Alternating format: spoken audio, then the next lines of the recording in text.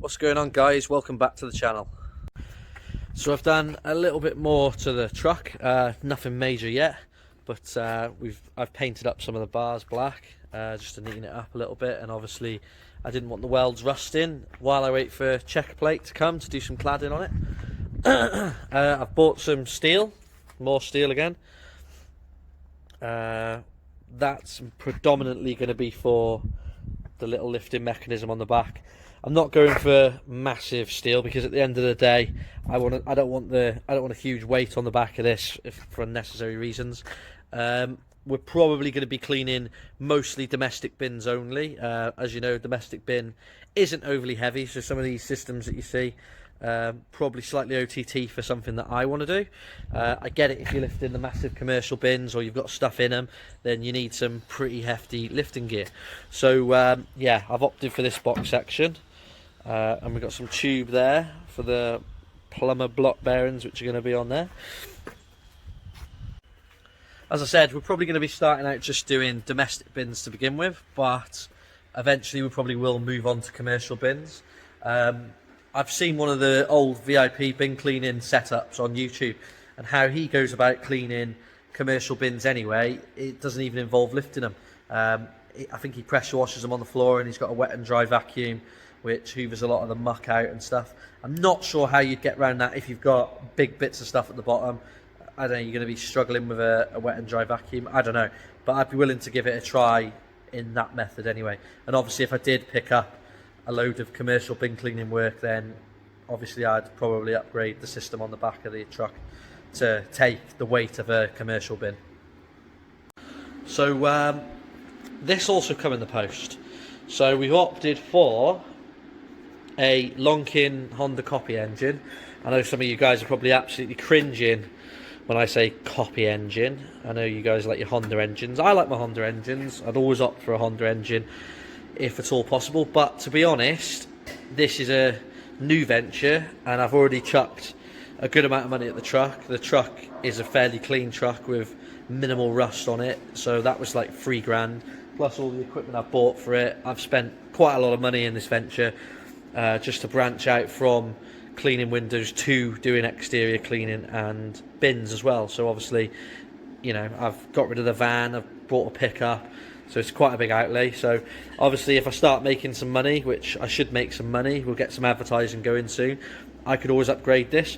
But if anyone that knows about these engines, they're actually a good engine, even though they're a copy. They're a really good engine. You find them on a lot of cement mixers in the building trade, and the Lonkin engine is probably the best Honda copy engine you can get. Now this engine starts first time every time. I know it's brand new, so you probably expect that, but it's really easy starting. And I bought this little sort of mini pump to go on it as well. Hopefully it'll be alright. This is actually listed for 5.5 horsepower engine. This is actually a 6.5 horsepower engine. So it might be a case that I don't have it running flat out on the throttle. I might knock it off slightly, but we'll weigh that up and see how that goes.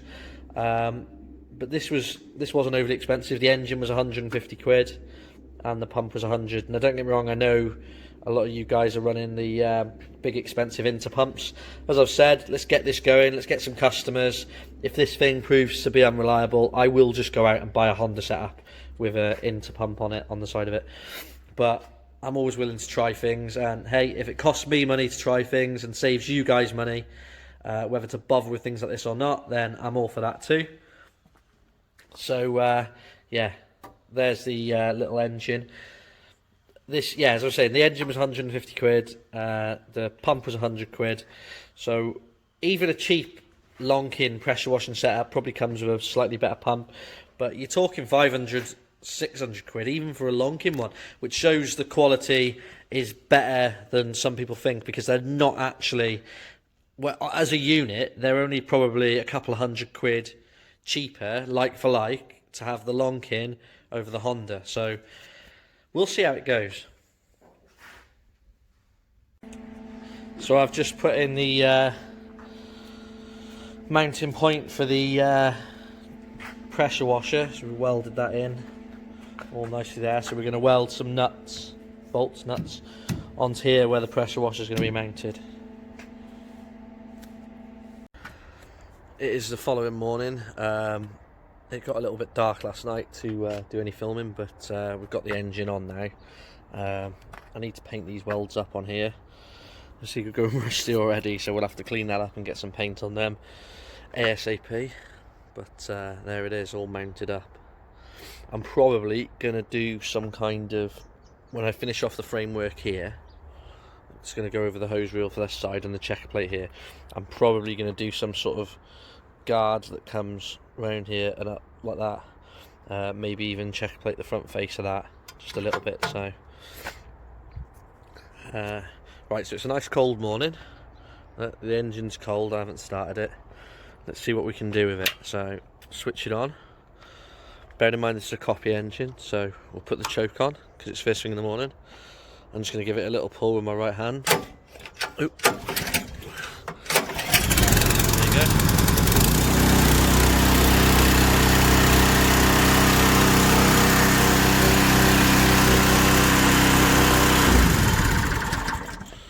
Bearing in mind that first pull, to be honest guys, I had no leverage. I was just sort of going, yeah, so if I'd have had a decent throw and a decent swing on that, that would have started first time. But yeah, there's from what I can see so far, there's absolutely nothing wrong with these engines whatsoever. So I'm just going to do a little bit at home today, well this afternoon, now I've done some work. Yeah, so I've got this little cheap welder, so obviously I know I've been lucky enough to be using my mate's garage and welder to do a lot of it. Well, all of it so far, but I thought, oh, it's a nice day and I don't want to take the mick, so have a little go with this welder. So this is actually only a £68 welder off eBay, so if I can do a bit of welding with this, I'm sure you guys can. Right, so this is the stage that we're at now. We've got a bit of cladding done on here. I do want to get some corner trims to on this, just square it up a bit. Is that the type of thing I do? That's the type of thing I do, isn't it? So we're on with, here we go, the bit that everyone's probably waiting for is how we're going to get these bins up here. And then obviously we're going to make, I've ordered a 145 litre water tub, which we're going to be incorporating. You're probably thinking, oh, is 145 litres enough? Well, the tanks are 250 litre. And as you know, you're going to lose water on the floor when you're cleaning the outside of the bins anyway. Not to mention, I'm not only doing bin cleaning, so obviously at lunchtime or whatever, I can just dump off some of that water, go back and empty it. So yeah, it's time to make the lifting mechanism. We've got these little plumber block bearings. They seem a little bit puny. I may end up having to upgrade these down the line, but we'll see.